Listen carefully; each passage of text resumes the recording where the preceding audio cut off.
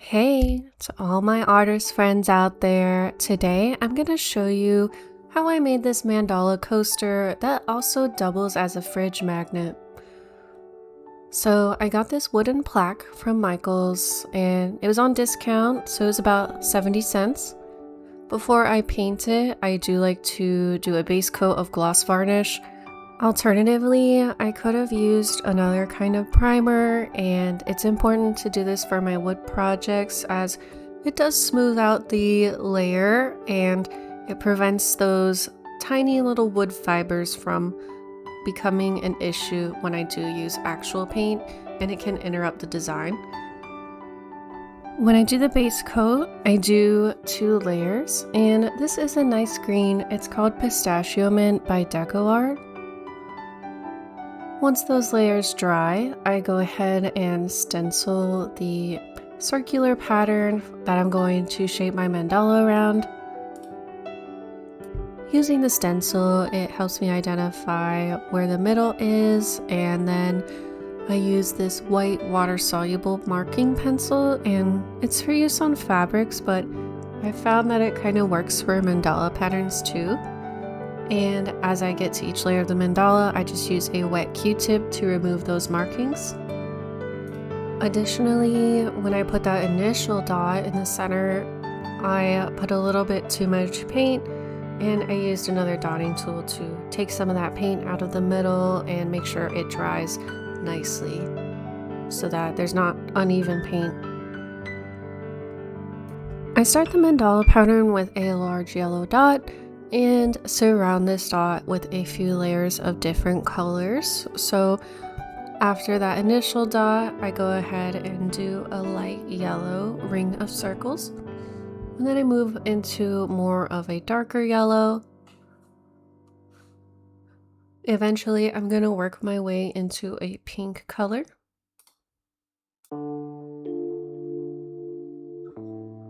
One way to do these dot layers is to just start somewhere, usually on a line of some sort, and then work your way around the circle. Or alternatively, you could try to make even dots. So this is what I'm doing with this initial pink layer. I am using the linear lines that I've drawn. They're not very visible with this white pencil, and marking every other spot among the 8 points throughout this circle. And I fill in the gaps with 2 mandala dots of the same size. And so these are just 2 different ways you could do the circular pattern around. And my last layer is a little bit of a darker pink for these circles around that initial dot. And I really like how these colors are coming together. I'm gonna eventually work into a fire bloom pattern. When I add the orange and the darker pinks, I think the picture is really going to come together. So I use a larger dotting tool to create 8 dots around the center of this mandala. And these are going to be the base of the petals. So this is going to be my first layer of mandala petals on this design. I use a dark pink for the center, and for the petals I'm using a deep pink. It's almost a little red. And I use a very thin brush. This one is a little bit narrow. Maybe I could have used a longer one, but I still love how these petals come out. And this tool makes the petals a little bit chunkier, which I loved on this design. So I'm dragging the brush from the base and then lightening the amount of weight I put on the brush as I bring the stroke outward.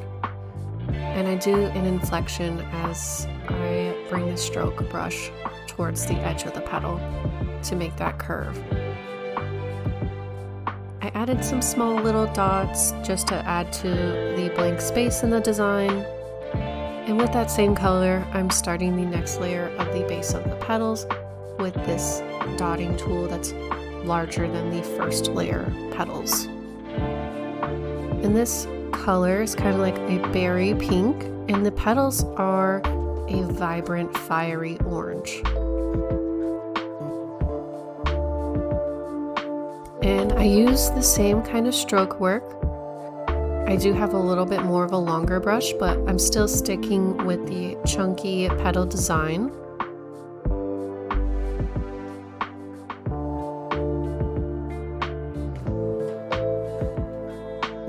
I'm definitely going for warmer tones in this design, and when I finish this orange layer, I just feel like it brought so much life to this design already. And I continue with a similar design pattern for this next layer. So I'm using a deep orange with a larger dotting tool than the prior layer to create those next layer of dots. And I am rounding off this last petal layer with a little bit less of a thick petal design.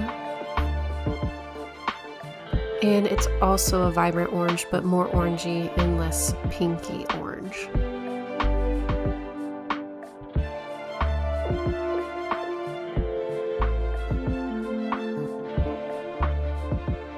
After all of those petals are done, I'm rounding off the design with some dot work.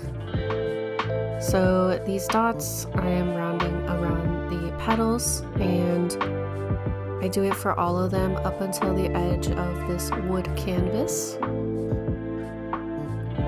And just like other dot work designs I do, I take the tool, dip it in the paint, and just keep dotting until the dots get smaller, and I finish the design around the edges of the petal.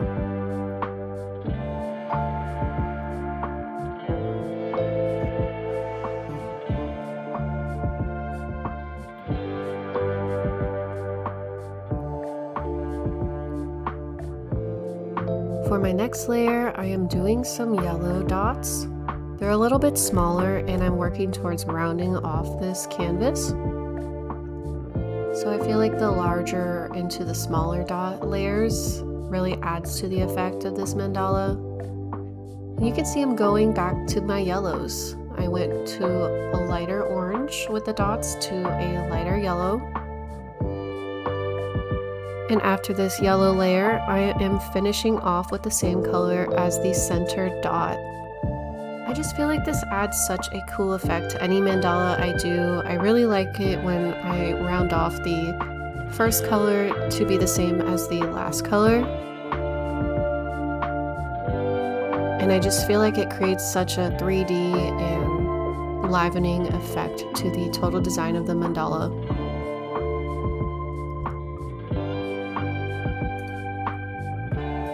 I took a moment here to touch up the edges as they weren't fully opaque. And after that, I wanted to add a little bit more to this design, so I started putting dots around some of the petal layer dots. And I just matched the colors to what felt best, going for a more lighter color than the center petal dot for each of these layers. I feel like this just adds a 3D effect to the whole picture of the mandala.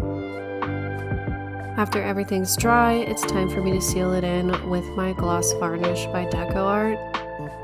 I love using this because in past projects, it is a waterproof varnish and it does protect. And this is a coaster, so I'm definitely going to need water protection. And I did 2 layers because I definitely want to make sure that whoever is going to purchase this beautiful mandala has full confidence in the coaster to have water sit on top of it and it not interrupt the design. And I go ahead and attach magnets at each of the 4 corners.